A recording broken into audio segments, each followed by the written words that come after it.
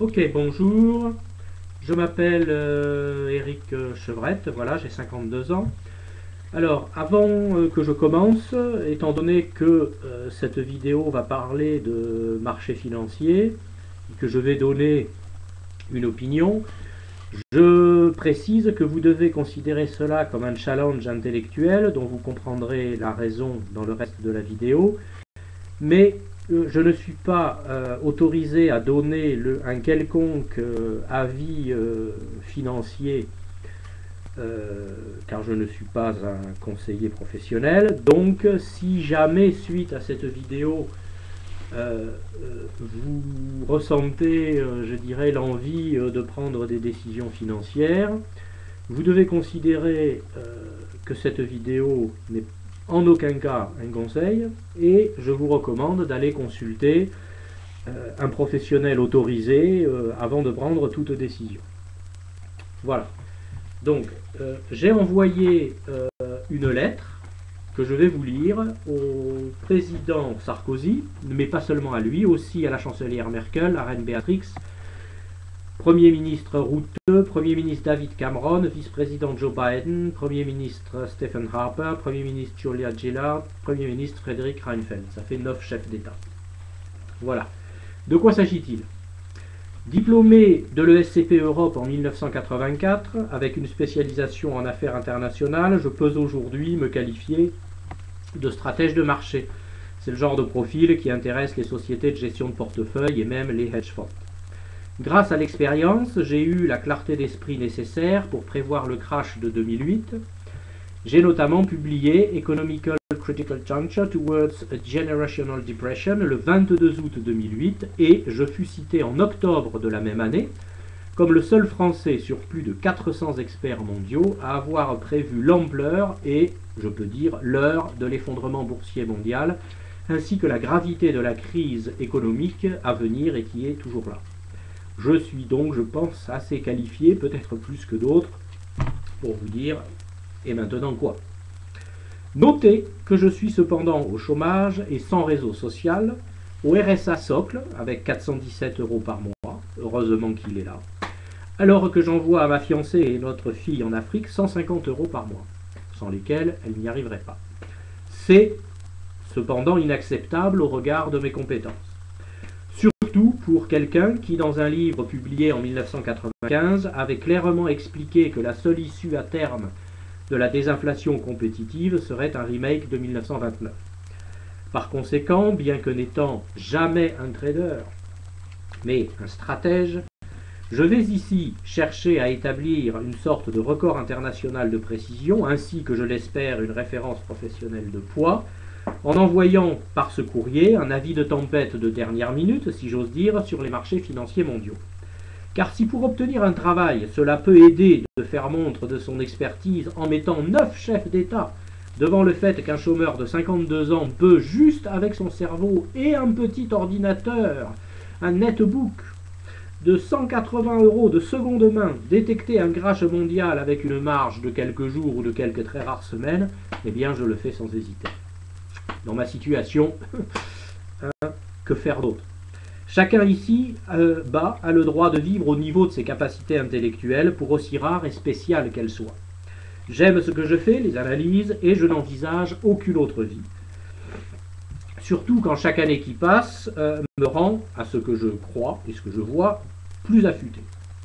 Sachez donc que tous mes calculs me conduisent à penser que les places boursières mondiales sont sur le point de plonger dans un nouveau crash, d'ici quelques jours à quelques très rares semaines. Tandis que l'or et l'argent, eux, partiraient à la hausse. Bien sûr, je doute, et je ne suis pas infaillible. Mais j'ai eu raison trop de fois depuis 2007, et j'attends, je dirais, cet événement depuis plus de 5 mois. À 52 ans, je n'ai plus l'âge des coups de tête, enfin j'ose l'espérer. Mais je ne me contente pas de vous contacter, Monsieur le Président, car j'ai aussi envoyé le même avis, exactement au même moment, à plus de 400 sociétés en France et dans le monde. En fait, ce sera même 700. Car oui, je suis au chômage, je cherche du travail, et vite, car ma fiancée noire attend déjà en Afrique avec notre fille de 2 ans, depuis juillet de l'année dernière, que je trouve un travail pour pouvoir l'épouser. Vous ne me connaissez pas, je crois que vous aurez la sagesse de ne pas me juger. À grande capacité, grande responsabilité, c'est ce que je crois. De culture catholique, à la maternelle j'allais chez les sœurs à Saint-Martin de Tours, je vais ici régulièrement à Pau, à l'église de Saint-Martin. Je ne comprends pas vraiment les requins de la finance que je n'ai jamais vraiment servi alors que j'ai déjà 52 ans. Si la France est un pays intelligent, pourquoi ne pas créer un fonds national qui utiliserait la finance pour rapatrier une part de ce que nous perdons par le commerce? Au lieu de décrier les marchés qui sont si mal compris et qui ne seront jamais dominés à moins d'être fermés, pourquoi ne pas utiliser le fait qu'on peut gagner dans tous les sens, à la hausse comme à la baisse, avec une sorte de fonds de secours national? Même symbolique, cela serait un courant de foi en notre pays, dont il manque bien. Pourquoi se cantonner dans une défense passive, le dénigrement, l'impôt, en renonçant à la défense active, avec un fonds national? Si la France doit donner un exemple, c'est, je pense, celui de la défense active en utilisant les marchés financiers pour le bien commun. C'est une vraie révolution, celle de l'intelligence. D'ailleurs, quand le paysan perd ses racines, sa seule chance de survie, c'est quoi? C'est de retourner dans la forêt pour devenir chasseur. Pensez-y, Monsieur le Président, faire passer des mesures impopulaires auprès de l'opinion est plus facile quand on peut aussi montrer que l'on est capable de défense active. Ça aide. Votre seule chance, à mon avis, de battre Hollande, c'est de renoncer à la défense passive. Et un hedge fund de secours national, sans même avoir à prendre le risque des effets de levier, serait une voie toute tracée. D'ailleurs, comment croyez-vous que les grandes universités comme Harvard, Yale ou Princeton se financent? Le mot hedge fund est d'ailleurs fort mal compris, car à la base, to hedge veut dire se protéger, et le vrai principe du hedge fund est d'investir simultanément à part égale sur plusieurs classes d'actifs. Si je suis capable de prévoir un crash, peut-être suis-je un atout qui manque à certains. Car qui sait quand vient la nuit, doit savoir aussi quand la nuit ne viendra pas. Quand le jour est là, quoi. Et c'est crucial en gestion financière. Vous pouvez passer à la postérité comme un esprit progressiste, à mon avis, ou laisser Hollande gagner. N'ayant que mon savoir et peu de relations, je suis pour le moment contraint de renoncer à ces idées, de chercher un travail auprès de gens que je ne voudrais pas vraiment servir. D'ailleurs, pour ma satisfaction personnelle, j'ai aussi prévenu le hedge fund de Chris Hahn, lequel finance The Children's Investment Fund Foundation, je vous donne le lien, un organisme qui s'occupe d'aider les enfants des pays pauvres. C'est un fait que j'apprécie d'autant plus que ma femme est africaine, et peut-être saura-t-il, avec mon avis, éviter les pertes qu'il a prises en 2008. Il y a des gens qui méritent de prospérer dans l'adversité, et il en fait partie. L'intelligence, par ailleurs, ne doit pas être un crime. Alors que les événements vont me donner, je le pense, raison, croyez-vous que je puisse accepter que la société française me maintienne au chômage avec 400 € par mois, même si j'en suis en partie responsable, il ne s'agit pas que de ça. Alors que mes capacités me vaudraient le respect et une paye plus qu'honorable dans les milieux d'affaires et de la finance. Ne soyez donc pas surpris, Monsieur le Président, si la lettre que j'ai envoyée à David Cameron et tous les autres chefs d'État est légèrement différente. En effet, j'y demande l'asile intellectuel pour moi, ma fiancée et notre fille. Après tout, The Wonderful Story of Henry Sugar, que je vous recommande, est un livre écrit par un Anglais.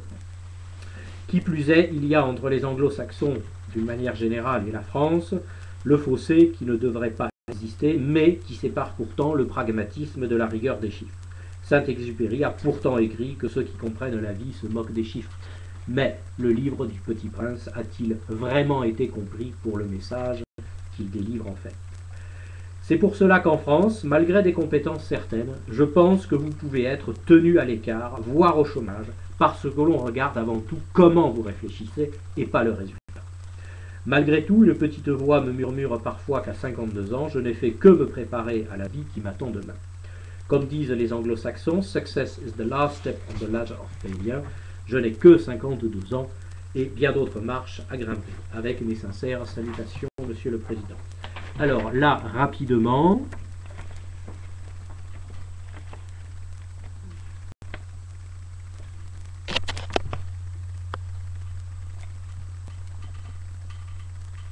voilà le fond anglais.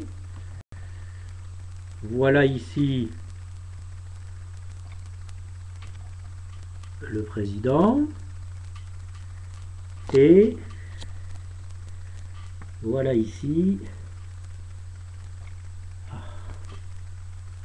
Monsieur David Cameron. Je ne suis pas doué, hein, excusez-moi. Voilà, au revoir. Oups, j'ai dépassé.